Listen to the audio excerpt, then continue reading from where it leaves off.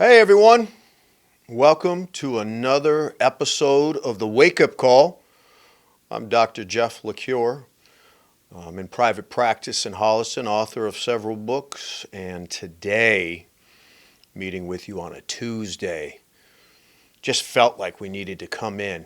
I got a real good one for you today, and I guess as kind of a lot of my Wake Up Call podcast, it doesn't come without controversy, and I hope you will watch this through to the end and recognize, if not wake up, to how much truth you received. And also, I really hope it gets you to think and have a perspective and a deeper understanding. And remember, I'm going to come with you today with personal opinions, but the majority of them are going to be grounded in fact and in psychological fact. I think I bring a unique perspective. By the way, I'm not proud of my perspective, as you found out last week when I talked to you about way too many people being proud of mediocrity, particularly as it comes to graduations and so on. Which leads me to today. As promised last week, I told you I would talk about that apparently the entire month of June, not the beginning, not just the middle, not just the end, not just a day, not just a weekend, is Pride Month. I love it because in May we have one day just for moms, a whole day. And in June we just celebrated Father's Day. See, as moms and dads, you get a day, but apparently people who are feeling pride, and I'm going to define that for you, get a whole month. A whole entire month. I love it. So bottom line is I'm getting tired of driving through towns and I see pride flag after pride flag after pride flag. You drive through towns and or cities and you see a pride flag. You turn on the news and even our White House decided to display a pride flag right in the middle of the United States flag, the U.S. flag. There it was, right in the middle, a pride flag. Veterans were thrilled because the flag was actually higher than the American flag. You never do that. You never do that. And really, I'm going to tell you flat out, I'm going to give you the punchline now. There's really only one pride flag in this country, and that's the United States flag. If you're not proud of it, something's wrong. I'm not saying we're perfect. We're not. But I think as a country, in a weird way, we strive to be. We're a unique country in that way. But pride flags, and pride flags. It's almost a tongue twister. Let me start out with some basic foundational information for you. And I hope it helps you. For someone to be gay, see, very few people actually know the psychological, emotional, and biological definition of what it means to actually be gay. Very few people actually understand the definition. See, the uninformed think about someone who is gay or bisexual or lesbian as just their sexual behavior. And that's just not the case.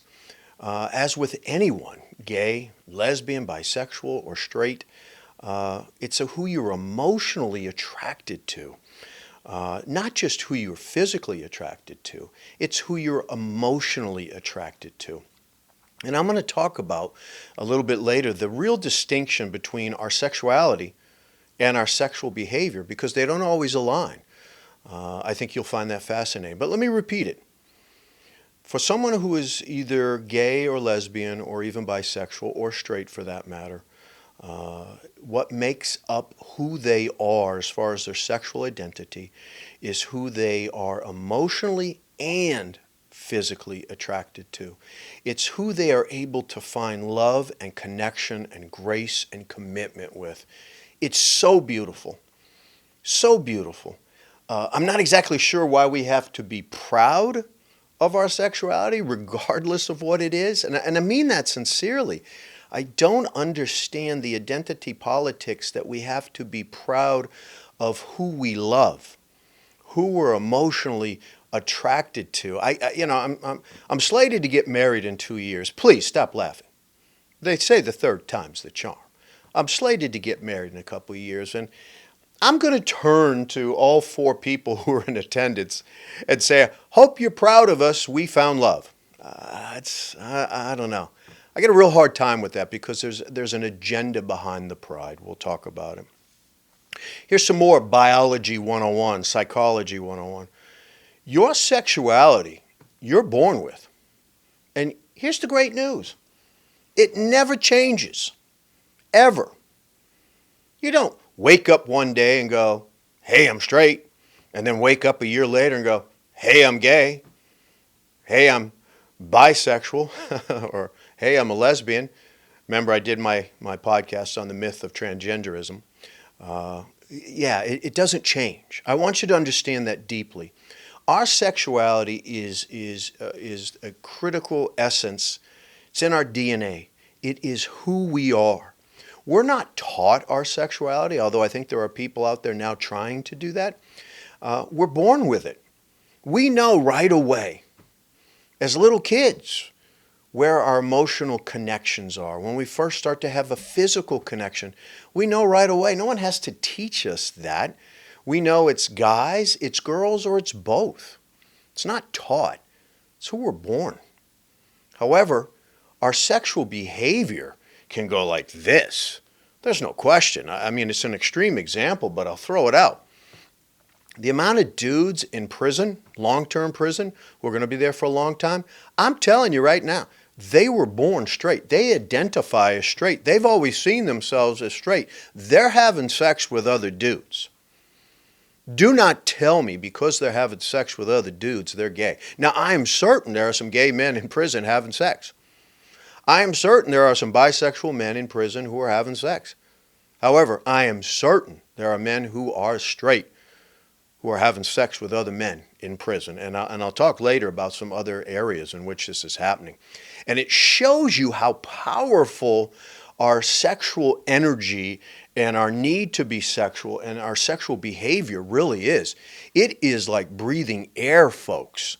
All right? I'm telling you, our sexual, who we are and who we're attracted to, and the essence and the intimacy and the excitement of our sexual behavior is hardwired like food and like breathing and like sleep. Without it, you don't survive. Think about it. If sex felt awful, the species doesn't continue.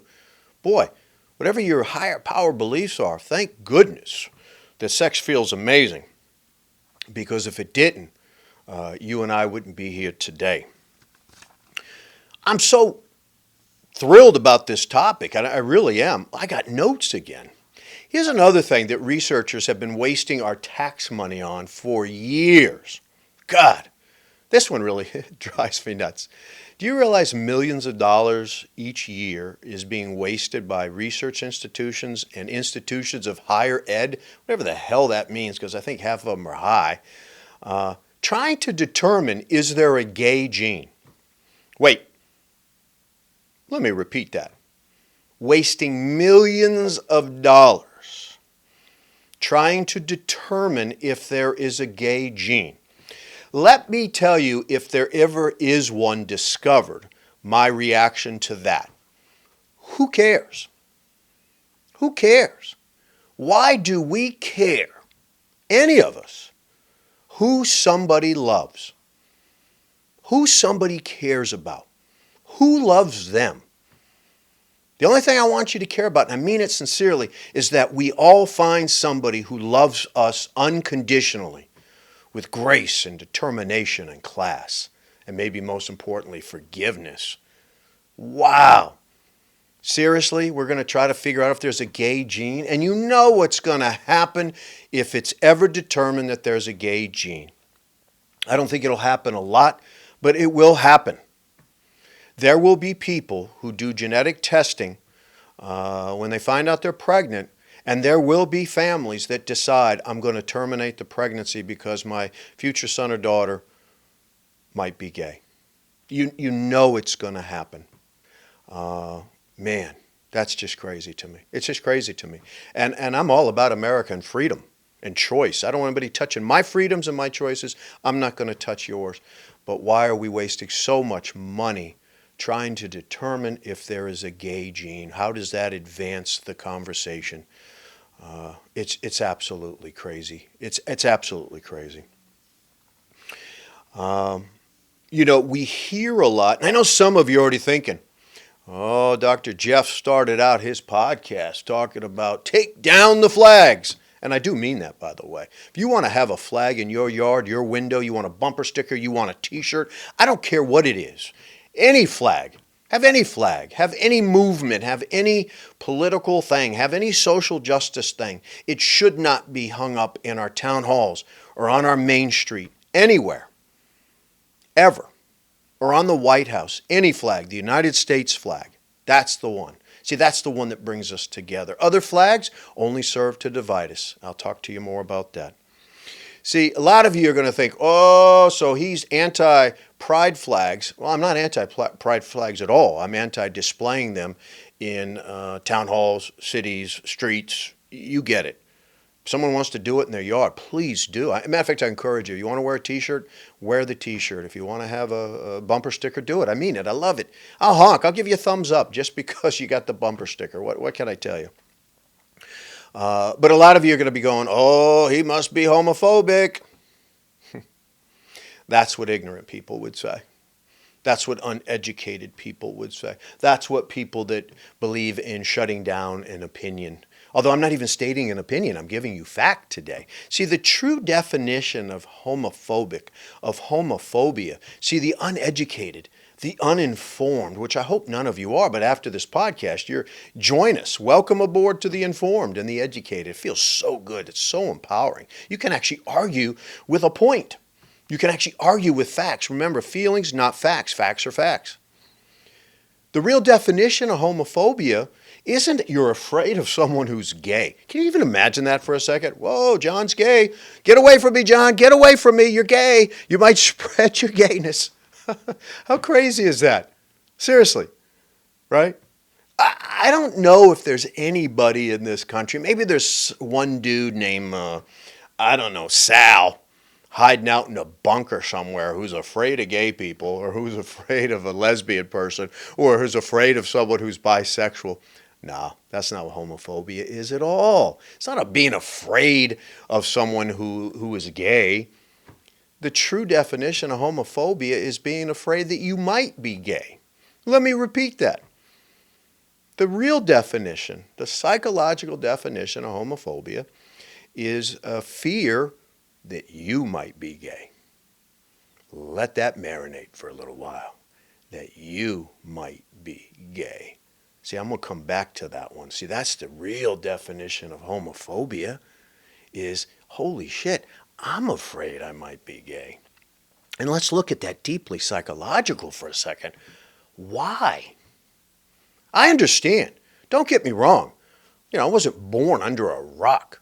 I understand that many people who are gay or bisexual or lesbian got treated like second-class citizens, didn't have the right to be married, didn't have the right to insurance coverage, didn't have a lot of the rights that everyone in America who is a U.S. citizen should have. See that cool editorial? Let me repeat it. That everyone who's a U.S. citizen should have. Everyone. And they didn't. They didn't have the same right to be able to stand in front of a justice of peace or member of the clergy or whomever, or in front of family and declare their love for each other and be legally married. So I'm not going to sit here and go that folks that are gay, lesbian, or bisexual have had an easy road. However, what I'm going to highlight for you is we're going to find out who the real offenders are when it comes down to that. And I'll talk about it a little bit later. Let me move on here and give you some more details. And I want to give you some numbers. In February of 2022, NBC News, so you know it's not true, reported on a story that suggested that in the last 10 years, let me make sure you're clear. They reported on a research story, on a research study that suggested that in the last 10 years, the amount of people who are gay, bisexual, lesbian, or transgendered and we're going to talk about why that transgender should not be included in that group, has doubled. Has doubled. Let me be clear. Let me make you a promise. In the last 10 years, the amount of people who are gay, bisexual, or lesbian has not doubled. How absurd would it be to say in the last 10 years the amount of people who are straight in this country has doubled? Wow. What absolute garbage. What an absolute garbage study. What we do know is that the numbers, since we have been looking at who sees, or not who sees it, because you don't see yourself as straight. You either are or you're not. People who are straight, people who are gay, people who are bisexual, people who are lesbian, those numbers haven't changed. They're not going to change. They're not going to change. See, the only number that has changed is people who identify, and there's the word, as transgendered. By the way, the majority of people who are gay, bisexual, and lesbian do not believe that transgendered should be included under the same umbrella. They're not saying they're anti-transgender. They're not saying transgender people shouldn't have love, caring, and grace. What they're saying is it's different, and it is different, although the pride flag now includes it. I think we're starting to run out of colors. I've already told you about the myth of transgenderism. I've already told you that the majority of people who identify as transgendered have substantial mental health and emotional health issues. I've already told you that many of them are autistic. I've already told you that many of them have gender dysphoria. I've already told you that the majority of them have body dysmorphia. See, people who are gay, bisexual, and lesbian don't have mental health issues. A mental health issue led them down the gay highway. It's like saying a mental health issue led someone down the straight highway. That's not true. It's not true at all. But see, somehow we're conflating and we're making up numbers that somehow the amount of people who are gay in this country has doubled in the last 10 years. The sort of agreed upon number is about 7.5% of our country is either gay, bisexual, or lesbian. And I'm going to tell you flat out, the numbers of people who are bisexual, way, let me be clear, way underreported, grossly underreported. There's no question about it. And I'll just flat out let you know. The majority of people in our country who are straight have had a homosexual experience at least once in their life. Now, before you let your mind wander, I'm not saying they had necessarily sexual intercourse, but some have. But they've had homosexual experiences, whether it was as a teenager, as a pre-teenager, and quite frankly, the majority of them as adults. People who are straight who have had homosexual experiences. It's very, very common. And here's a number that I hope blows your mind. The majority of people who are straight, who are having homosexual experiences are guys.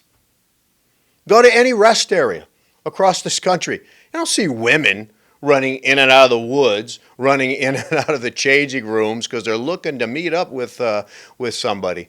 No, it's guys. Take a look at the I guess you call them dating sites that are out there. It's 10-1. Guys reaching out for guys on the down low. Look, I sound all hip and trendy. On the DL, right? There's just nowhere near the amount of numbers of women who are going on these sites and apps to meet other women on, quote, the down low. So it is really, really, really grossly underreported. There are a lot of people in this country who don't tell the world that they're bisexual. They're absolutely bisexual. And let me give you what I think is the psychological definition of how you could tell. See, if you see yourself as straight, right? You know it. You can feel it in your bones. And yet you can see yourself kissing someone of the same sex, at minimum you're bisexual. I'm telling you, at minimum you're bisexual. Why? Because kissing is the most intimate sexual act you could do. I know a lot of you go, no, it's got to be sexual intercourse. It's got to be other stuff. No, it doesn't. No. Anything that's going around your face is intimate. And the most intimate sexual act between any two human beings is kissing, is making out, which is why I'm going to do a podcast on healthy sex and why the number one complaint of women is that their husbands or partners no longer kiss them anymore. Back to the point. There are tons of dudes out there living dual lives who actually identify as straight, or they're bisexual and they identify it internally, but they haven't shared it with the world, and they are hooking up with guys. They are hooking up with guys because they're planning it. There's a ton of websites that will allow you to meet and greet. And then, again, go to any sort of park or rest area or whatever. And I'm telling you, the numbers are crazy. And it's easily 10 to 1 men. Far less women. I'm not saying women aren't having bisexual experiences. They are. By the way, the majority of people who are homosexual, not that they identify homosexual. We don't identify. Our sexuality isn't about identification. I identify that these shoes are gray and my socks are blue. I'm identifying them. But guess what? They really are. It's about what we really are, who we really are. The majority of men and women who are gay have had heterosexual experiences. Some because they were curious, some because they wanted to just make sure, and others because maybe they had too much vodka. Who knows? But in the same way that the many straight people have had homosexual experiences, many homosexuals have had experiences with people of the opposite sex. It shows you that we are born, our sexuality is very fluid. It never changes, but our sexual behavior absolutely can change, and frequently based on the situation and so on, absolutely does.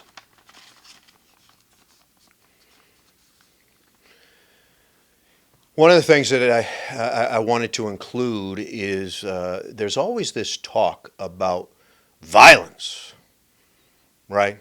I told you during the transgender thing, I saw someone wearing a shirt, "Stop transgendered violence." Not happening. I'm not saying we won't stop it. I'm saying it doesn't happen. I'm not saying there's not one guy named Phil out there who did something stupid. It's true. But as a whole, it's not happening. And there aren't people walking around in general beating up gay men, beating up bisexual men, beating up lesbian women. It's not happening. But when it does happen, let me tell you right now who did it. If a gay dude gets beat up by another guy, he didn't get beat up by a straight guy. He got beat up by a gay dude. And do you know why he got beat up by a gay dude? Because the gay dude hasn't acknowledged his own sexuality, that at minimum he's bisexual. See, when you hear about a gay man getting beat up by another man, well, let me rephrase that, because a man doesn't beat up anybody, by a male. Everybody assumes, oh, there's another straight dude. Or I love this when the media points this out. It's a straight white guy. Again, I don't know what our skin color has to do with who we love and actually who we beat up. But back to the point. When it's reported or assumed that it must have been a straight person who's homophobic. Remember, someone who's homophobic has no fear of gay people. Zero. They don't care. They just want people to be loved and to love. That's what they want.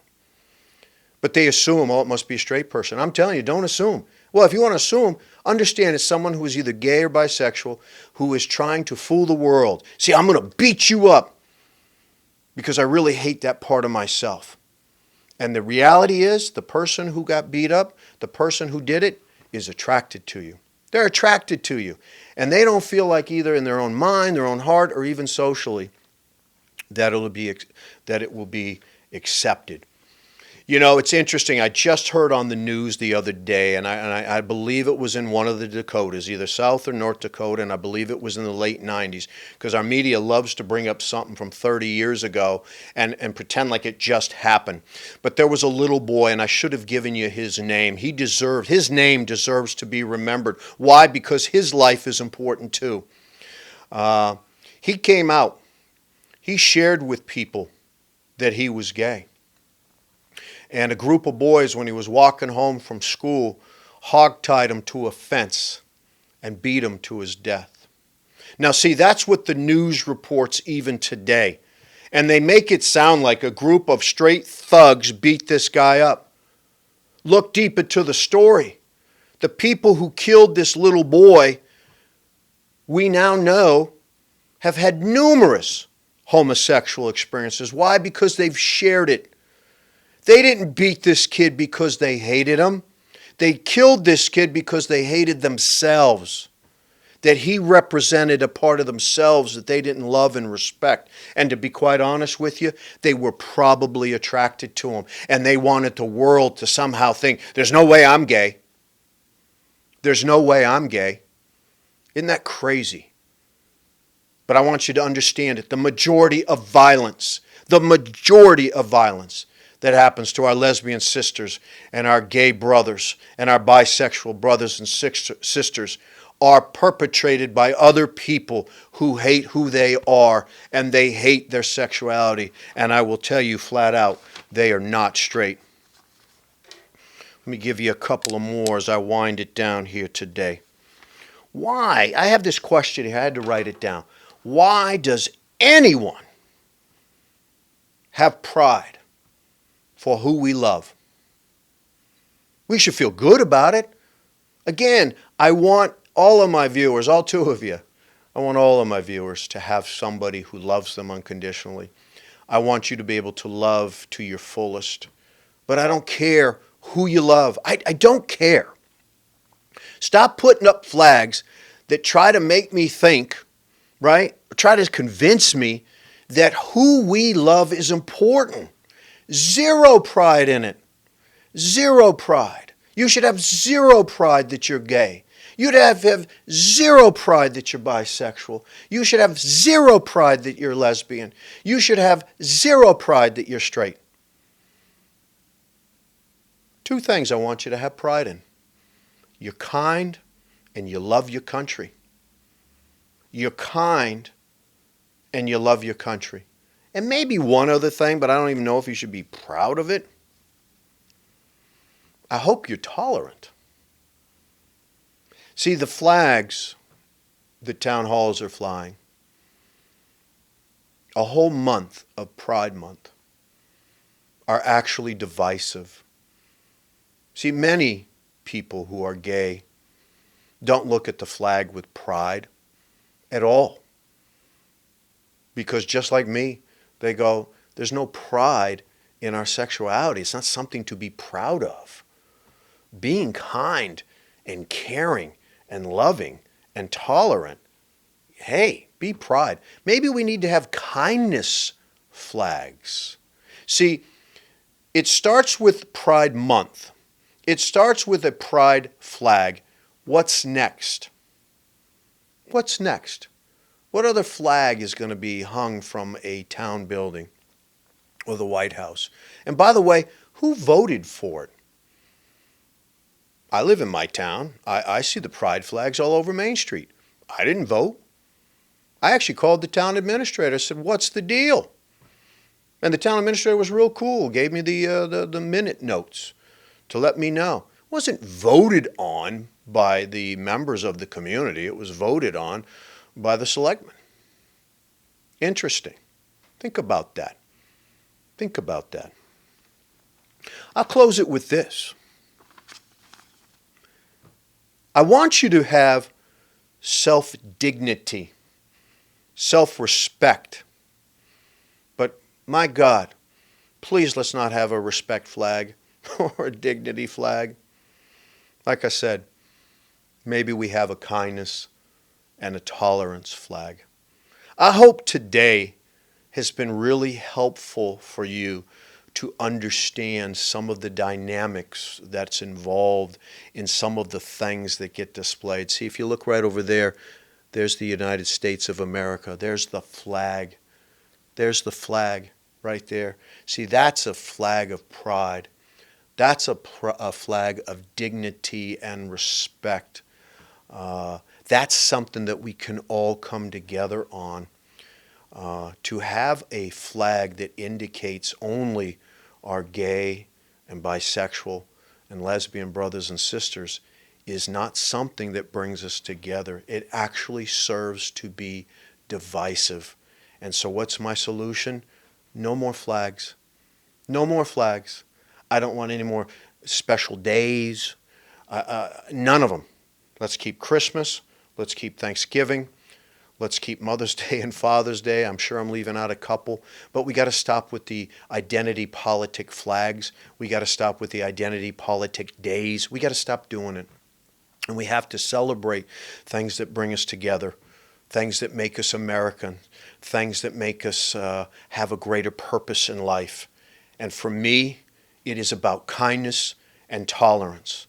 I'm Dr. Jeff LaCure, and this has been your wake-up call.